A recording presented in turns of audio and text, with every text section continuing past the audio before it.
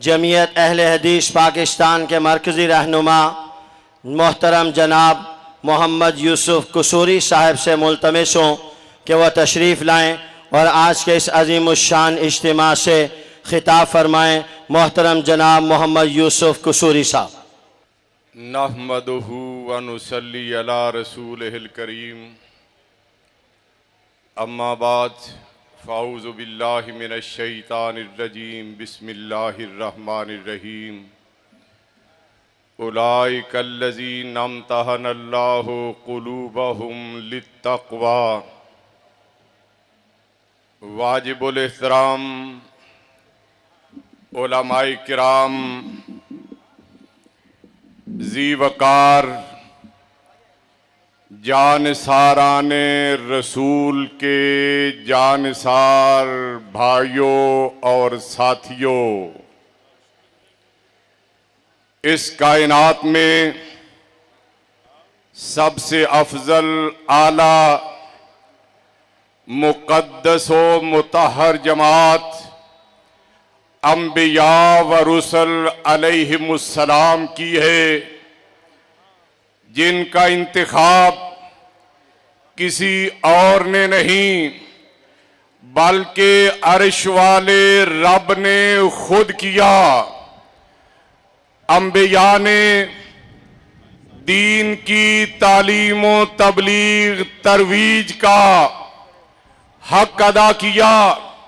ختم المرسلین صلی اللہ علیہ وسلم نے حجۃ الوداع کے موقع پہ جب جانثاران نبوت سے یہ پوچھا الا هل بلغت، تو ہر طرف سے یہ صدائیں بلند ہونے لگی، نعم بلغت وادیت ونصحت۔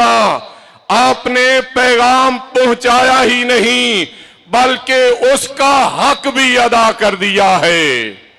انبیاء و رسل علیہم السلام کے بعد اس کائنات میں سب سے بہتر، برتر، مقدس اور مطہر جماعت صحابہ کرام رضوان اللہ علیہم اجمعین کی ہے، جن کا انتخاب بھی عرش والے رب نے بذات خود کیا ہے۔ کوئی شخص اپنی مرضی سے صحابی نہیں بنا بلکہ عرش والے رب نے اس کا امتحان لیا، اسے جانچ پرکھ کے دیکھا کہ وہ میرے رسول کا ساتھی بننے کی اہلیت رکھتا ہے، اس کا حقدار ہے یا نہیں۔ جب وہ امتحان میں پورے ہوئے تب اللہ نے انہیں اپنے رسول کا صحابی بننے کا شرف عطا کیا۔ اولئک الذین امتحن اللہ قلوبہم للتقوی، ان لوگوں کے دلوں کا امتحان تقوی کے لیے اللہ رب العالمین نے لیا ہے، کیونکہ دماغ کی سوچ اپنے فائدے کے لیے ہوتی ہے، دل کی چاہت محبوب پہ نچھاور ہونے کے لیے ہوتی ہے، اسلام کے لیے، ایمان کے لیے، اخلاص کے لیے، تقوی کے لیے، توحید کی تبلیغ کے لیے، رسالت کی ترویج کے لیے ایسے جانثاروں کی ضرورت تھی جو اپنی جان، مال، اولاد ختم المرسلین صلی اللہ علیہ وآلہ وسلم کی رفاقت میں خرچ کر دینے کا جذبہ رکھتے ہو، اور صحابہ کرام نے بھی اپنا یہ حق ادا کیا ہے۔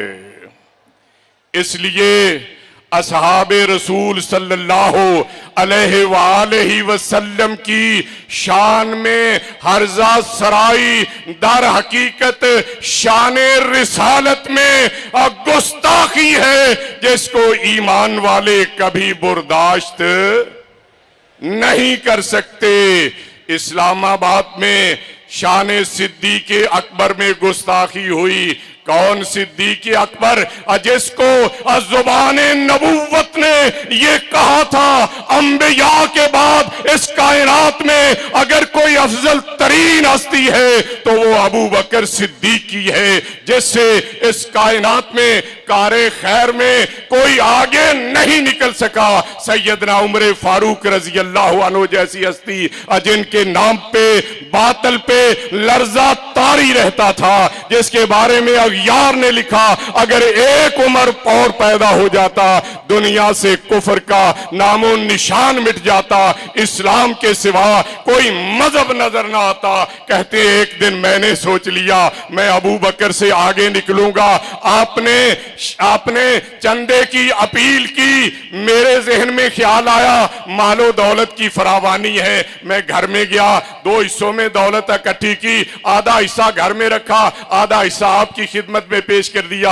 आपने पूछा माफ कही ताले अबू बकर क्या उमर क्या लेके आए हो, घर वालों के लिए क्या छोड़ के आए हो? मैंने सीना तान के कहा मिस्लहू, इतना ही, इससे ज्यादा नहीं। कहते हैं हजरत अबू बकर सिद्दीक रजी अल्लाह अन्हु भी तशरीफ लाए कि शान से आए व अता अबू बकरिन बिकुल्ल मा इंदहू, जो कुछ भी था वो समेट के खिदमते नबी में पेश कर दिया। आपने पूछा माफ कही ताले अबू बकर घर वालों के लिए क्या छोड़ के आए हो? अर्ज करते हैं अब कई तो लहुमुल्लाह व रसूलहू, मैं उनके लिए अल्लाह और उसके रसूल की मोहब्बत छोड़ के आया हूं। शायर मशरक ने कहा बोले रसूल कुछ चाहिए फिक्रे अयाल भी, कहने लगा वो इश्को मोहब्बत का राजदार, शमा को परवाने को शमा है और बुलबुल को फूल बस, सिद्दीक के लिए काफी है अल्लाह के रसूल बस, दुनियावी मालो मता तो नहीं, घर में अल्लाह की मोहब्बत और रसूल की मोहब्बत का खजाना छोड़ के आया हूं। घर वालों से दुनिया की दौलत ले आया हूं और रूहानी दौलत से घर को भर आया हूं और घर वालों से दुनिया ले आया हूं और उन्हें जन्नत दे आया हूं। सैयदना फारूक आजम भी सोचने लगे मैं कभी आगे नहीं बढ़ सकता। सहाबा की शान में गुस्ताखी नाकाबिले बर्दाश्त है। इन हस्तियों ने अपनी जान माल खत्मुल मुरसलीन सल्लल्लाहु अलैहि वसल्लम की इज्जत और नामूस के लिए कुर्बान कर दी थी और नबी करीम का कलमा पढ़ने वाले अहले सुन्नत देवबंदी हो, बरेलवी हो, अहले हदीस हो, वो जान सारा ने और रसूल पे अपनी जान माल औलाद सब कुछ कुर्बान कर देंगे।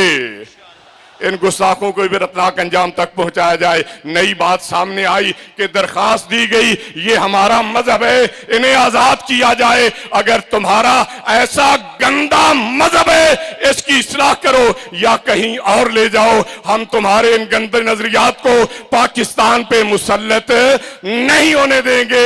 हम रियासत से मुतालबा करते हैं इन्हें लगाम दी जाए, वरना मुल्क में ऐसी अनारकी फैलेगी जिसे कंट्रोल करना किसी के बस में नहीं होगा।